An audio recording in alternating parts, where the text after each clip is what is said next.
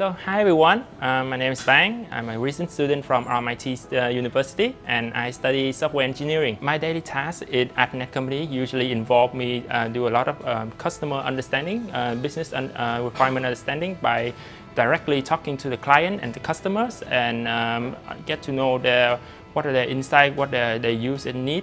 When I first joined at the company, they offer me a lot of opportunity for me to improve myself through various workshops, company introduction, training, including the upcoming trip to Denmark for client engagement seminar.